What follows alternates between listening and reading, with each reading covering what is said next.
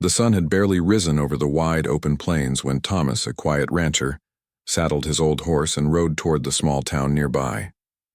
His ranch, tucked away in the rolling hills of the southwest, was a place of peace and solitude. He enjoyed the mornings most of all, the soft light, the scent of earth and grass, and the gentle rustling of the wind through the sparse trees. Life on the ranch was simple but full of work. Thomas spent his days tending to his cattle, repairing fences, and making sure the land stayed healthy. He wasn't a man of many words. Folks in town called him quiet, almost mysterious, but those who knew him understood that he had a heart full of honesty and care. Riding into town was always a different experience.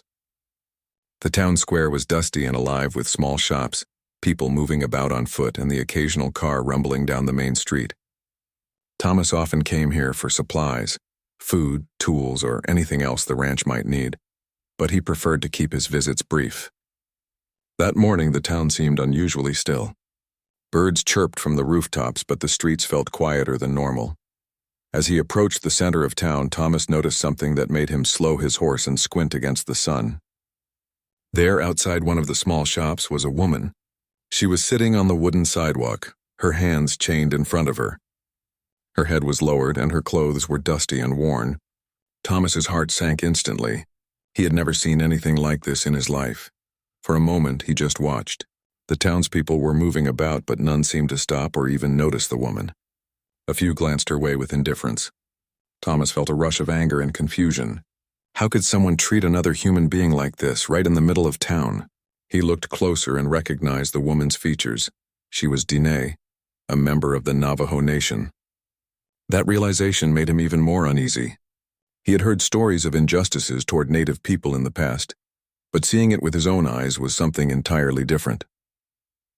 Thomas dismounted and tied his horse to a nearby post. He walked slowly toward the woman, careful not to startle her. She lifted her eyes slightly as he approached, revealing a mixture of fear and exhaustion. Her hands bore faint marks from the chains, and Thomas could see she had been sitting there for a long time. "Are you okay?" he asked gently. The words felt awkward even as they left his mouth. He had never been good with people in distress, but he knew he couldn't just walk away. The woman looked at him, her eyes wary, and then quickly dropped her gaze again. She didn't speak, but Thomas noticed a slight nod, almost as if she were silently pleading for help. Thomas's mind raced. He considered the options, trying to remain calm. He had no idea why she was chained outside, but it was clear she didn't belong there. He looked around at the shop and the few people nearby. No one seemed ready to intervene. Some watched from a distance, but no one approached. That lack of action made Thomas feel a chill. He knew he couldn't count on anyone else. His first thought was to call the authorities, but something in the woman's eyes made him hesitate. She looked frightened. Not just of being chained, but of what might happen if anyone else got involved. Thomas realized that he might be the only person who could help her safely.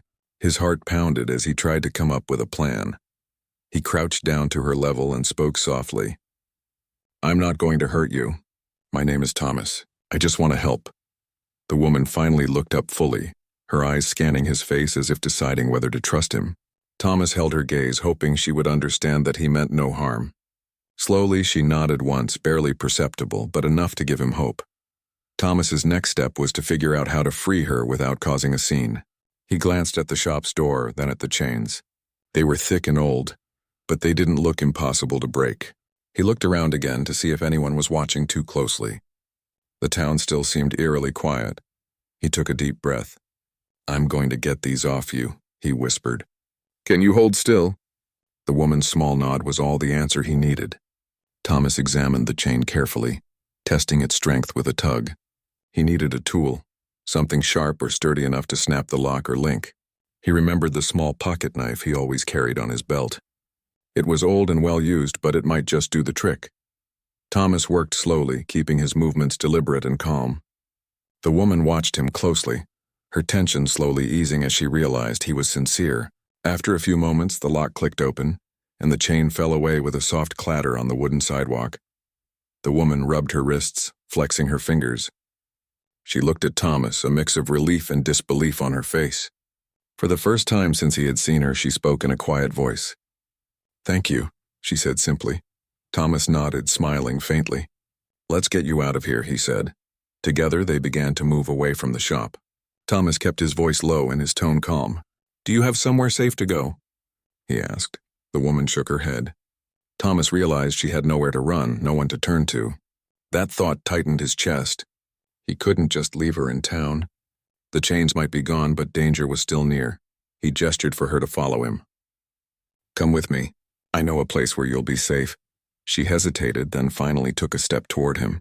Thomas led her through the narrow streets of the town, careful to avoid the few onlookers who might cause trouble.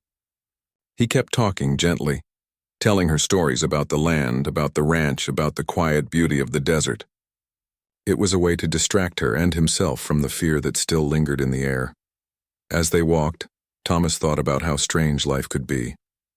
He had lived alone for years, comfortable with the silence of the ranch, never expecting to find himself in the middle of something like this. Yet here he was, helping a woman in need, trusting only his instincts and a sense of right and wrong. By the time they reached the outskirts of town, the woman's steps were steadier. She walked with a sense of cautious hope now, and Thomas felt a small sense of triumph. The chains were gone, but the real challenge was just beginning, finding a safe place for her to rest and recover. He led her along a narrow path that wound through the hills, familiar to him from years of ranching. The land was quiet and open, filled with the smell of sage and the distant cry of birds. It was a place where Thomas felt at peace, and he hoped it would offer the same to her. As they approached a small clearing near a creek, Thomas gestured for her to sit. "You're safe here," he said. The woman sank onto the soft grass, her face finally relaxing for the first time that day. She looked at Thomas with a mix of gratitude and something harder to define, trust maybe, or relief. Thomas sat down beside her, keeping a respectful distance. He didn't speak for a while, letting the quiet of the land surround them. For the first time since he had entered the town, he felt that he had done something right. In the distance, the sun climbed higher, casting golden light across the hills. Thomas looked at the woman and saw not just fear but resilience. She had survived something terrible, and now she had a chance to recover. Thomas didn't know what the future would hold, but he knew one thing clearly. He couldn't turn his back on her now. He would make sure she was safe, even if it meant facing challenges he hadn't anticipated. As they sat together in the quiet of the clearing, a sense of calm settled over them both. The town, the chains, the fear, it all seemed far away now. Here in the open land, there was only safety, and the beginning of a story that neither of them would forget. Thomas sat quietly beside the Diné woman as the soft wind blew across the clearing. The creek nearby bubbled gently, and the golden sunlight made the hills glow. For the first time in hours, the woman seemed to relax, though her eyes still held a cautious alertness. Thomas didn't rush her. He knew she had been through a frightening ordeal, and patience was the first step toward earning her trust. "Do you want some water?" Thomas asked softly. He took out a small canteen from his bag and offered it to her. She hesitated for a moment, but then took it with a small nod. As she drank, Thomas could see the tension in her shoulders slowly ease.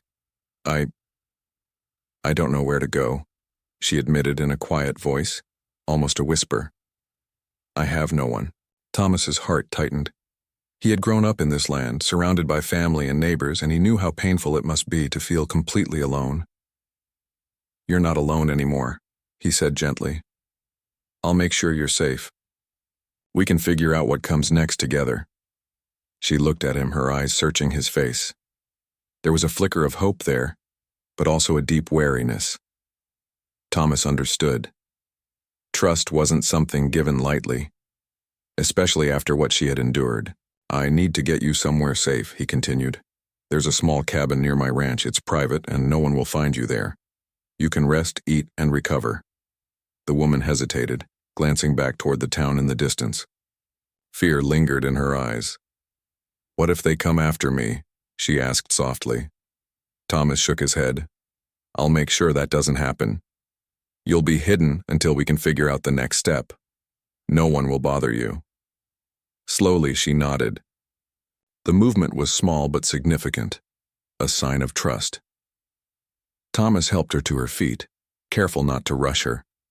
Together they walked along the winding path that led away from the town, moving through the open fields and gentle hills. The sun climbed higher in the sky, but they didn't feel exposed. The wide land stretched around them, offering a kind of protection that only the vast plains could provide. As they walked, Thomas spoke quietly about the land, the plants, the animals, the quiet beauty of the desert. The woman listened, her attention momentarily shifting from fear to curiosity. She asked questions about the ranch, the horses, and the birds they passed. Thomas answered patiently, glad for the distraction, for both their sakes. Hours passed as they made their way toward the ranch.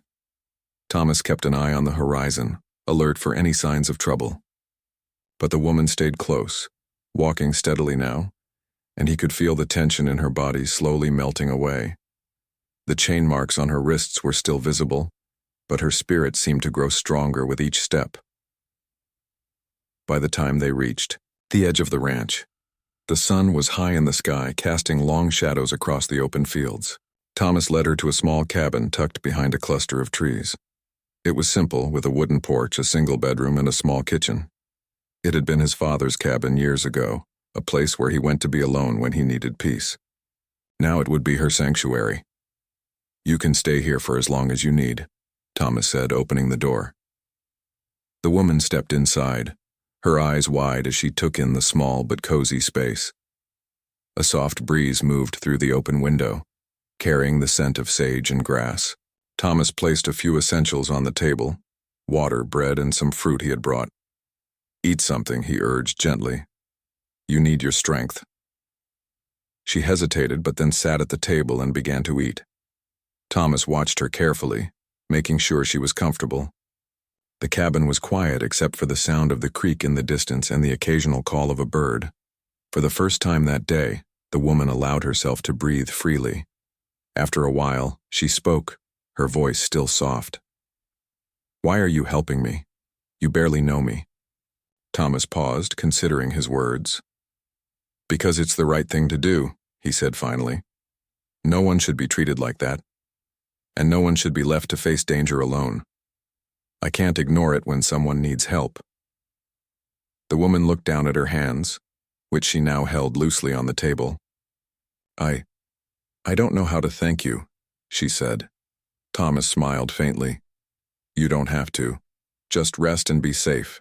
That's enough." Days passed, and the woman slowly regained her strength. She began to trust Thomas more, asking questions about life on the ranch, the animals, and the land. Thomas in turn learned about her life, the challenges she had faced, and the courage that had carried her this far. They didn't talk about the chains or the town much. He knew the memories were painful, but they shared stories, laughter, and quiet moments that built a fragile but growing bond. Thomas taught her how to ride a horse, how to care for the cattle, and how to recognize the signs of the changing weather. She was a quick learner, her eyes lighting up with curiosity and determination. Thomas admired her resilience. Despite everything she had endured, she had not given up. She had survived. One evening, as the sun dipped below the horizon and painted the sky in shades of pink and orange, the woman and Thomas sat on the porch of the cabin, watching the light fade across the hills. She turned to him and said softly, "I never thought anyone would help me. I thought I was alone." "You're not alone," Thomas replied. "You haven't been alone since you stepped onto this land. You'll never be alone here." The woman smiled faintly, a small but genuine expression of relief and hope. For the first time in a long time, she felt safe. She felt that maybe, just maybe, life could be kind again. Weeks passed, and life settled into a quiet rhythm. Thomas continued his work on the ranch, and the woman helped wherever she could. They spoke often, learning about each other and the world around them. Their friendship deepened, built on trust, respect, and shared experiences. Word of the woman's disappearance in the town eventually spread, but no one suspected where she was. The ranch was remote, and Thomas had taken every precaution to keep her hidden. She was safe, and that was all that mattered. One day, the woman stood on a hill overlooking the ranch, the wind blowing through her hair. She turned to Thomas and said, "I don't know what I would have done if you hadn't come. You saved me in more ways than one." Thomas nodded quietly, feeling a deep sense of satisfaction. "We all have a choice to do the right thing," he said. "I did what anyone should have done. But I'm glad I was there when you needed help." The woman smiled, a genuine and unguarded smile that lit up her face. "I'll never forget this," she said. Thomas looked out across the open plains, the sky vast and endless before him. He knew the world could be harsh and unfair, but he also knew that courage, kindness, and a willingness to act could change lives. He had acted, and it had made all the difference. As the sun set behind the hills, casting long shadows across the land, Thomas and the woman stood together in quiet reflection. They didn't need words to express the bond they had formed. It was a bond born of trust, respect, and shared experiences. It was a bond that neither time nor hardship could break. And in that moment, Thomas knew that he had not only saved a life, but had also discovered the true meaning of courage and compassion. The world was vast and full of challenges, but in that small corner of the Southwest, two people had found safety, friendship, and hope. The wind whispered through the trees, the creek bubbled softly, and the sky turned a deep shade of indigo. Life on the ranch continued, simple and quiet, yet filled with a sense of purpose and connection. And the woman, once chained and afraid, now stood free, her spirit restored, ready to face the world with strength and courage.